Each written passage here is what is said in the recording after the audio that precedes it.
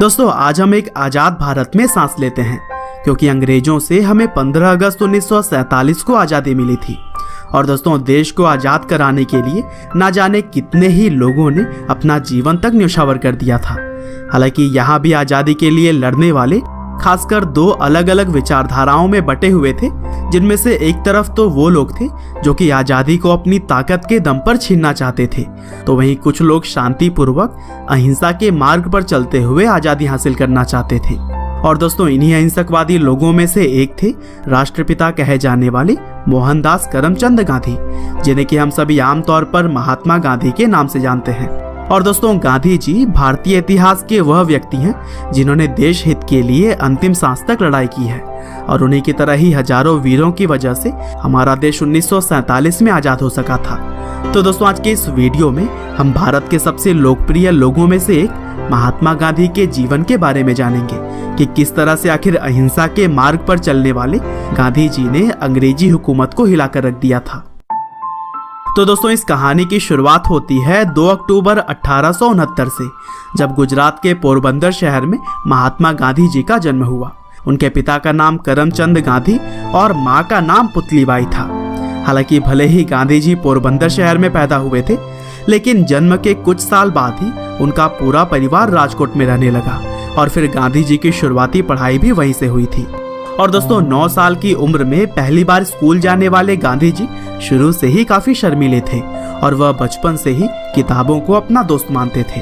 और फिर आगे चलकर महज 13 साल की उम्र में ही उनकी शादी उनसे 1 साल बड़ी लड़की कस्तूरबा से हो गई। दरअसल भारत में उस समय शादियां काफी छोटी उम्र में ही हो जाया करती थी। हालांकि आगे चलकर जब गांधी जी करीब 15 साल के थे तब उनके पिता का निधन हो गया, और फिर पिता के निधन के 1 साल बाद ही गांधी जी की पहली संतान भी हुई। लेकिन दुर्भाग्य से जन्म के कुछ समय बाद ही बच्चे की मृत्यु हो गई थी, और इस तरह से गांधी जी के ऊपर मानो दुखों का पहाड़ टूट पड़ा हो। हालांकि इन कठिन परिस्थितियों में भी गांधी जी ने खुद को संभाला और फिर 1887 में अहमदाबाद से उन्होंने हाई स्कूल की पढ़ाई पूरी की, और फिर आगे चलकर कॉलेज की पढ़ाई करने के बाद से मावजी दवे जोशी जी की सलाह पर गांधी जी ने लंदन जाकर लॉ की पढ़ाई की। हालांकि 1888 में गांधी जी दूसरी बार पिता बने, और इसी वजह से उनकी मां नहीं चाहती थी कि वह अपने परिवार को छोड़कर कहीं दूर जाएं।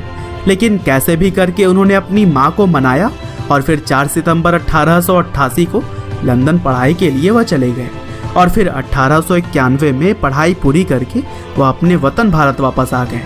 हालांकि विदेश में पढ़ाई करने के बावजूद भी भारत आने पर उन्हें नौकरी के लिए काफी भागा दौड़ी करनी पड़ी, और फिर 1893 में दादा अब्दुल्ला एंड कंपनी नाम के एक भारतीय कंपनी में उन्हें नौकरी मिली। हालांकि इस नौकरी के लिए उन्हें साउथ अफ्रीका जाना पड़ा था। और दोस्तों साउथ अफ्रीका में बिताए गए साल गांधी जी के जीवन के सबसे कठिन समय में से एक था, क्योंकि वहां पर उन्हें भेदभाव का काफी सामना करना पड़ा। हालांकि इन्हीं भेदभाव ने ही उन्हें इतना सक्षम बना दिया कि वह लड़ने के लिए पूरी तरह से तैयार रहते थे। और दोस्तों यूं तो गांधी जी को सिर्फ 1 साल के लिए ही साउथ अफ्रीका भेजा गया था, लेकिन वहां रह रहे भारतीयों और आम लोगों के हक के लिए वह अगले 20 साल तक लड़ते रहे, और इसी दौरान उन्होंने नटाल इंडियन कांग्रेस की स्थापना की थी।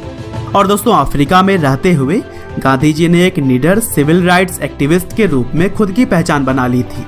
और फिर गोपाल कृष्ण गोखले, जो कि इंडियन नेशनल कांग्रेस के एक सीनियर लीडर थे, उन्होंने गांधी जी से भारत वापस आकर अपने देश को आज़ाद करवाने के लिए लोगों की मदद करने की बात कही। और फिर इस तरह से 1915 में गांधी जी भारत वापस आ गए, और फिर यहाँ आकर उन्होंने इंडियन नेशनल कांग्रेस ज्वाइन करके भारत की आज़ादी में अपना सहयोग शुरू कर दिया।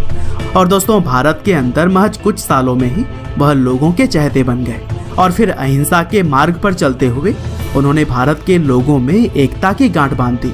यहाँ तक कि उन्होंने अलग अलग धर्म और जात के लोगों को भी एक साथ लाने का काम किया।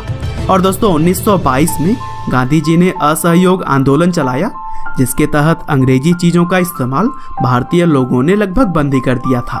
और फिर जब यह आंदोलन काफी सफल साबित हो रहा था, तब महात्मा गांधी को 1922 में 2 सालों के लिए जेल भेज दिया गया। हालांकि गांधी जी के जेल जाने पर लोगों के अंदर और भी गुस्सा आ गया, जिसकी वजह से पूरा भारत अब एक होने लगा था।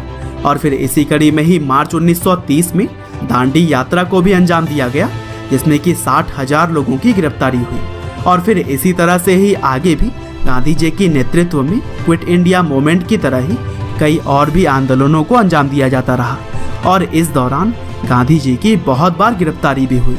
लेकिन दोस्तों, महात्मा गांधी के द्वारा लगाई गई चिंगारी अब लोगों के भीतर आग बनकर जलने लगी थी और यही वजह थी कि गांधी जी के साथ साथ बाकी क्रांतिकारियों ने मिलकर 1947 में देश को आज़ाद कराने में अहम रोल अदा किया और फिर 15 अगस्त 1947 को हमारा भारत देश आज़ाद हो गया।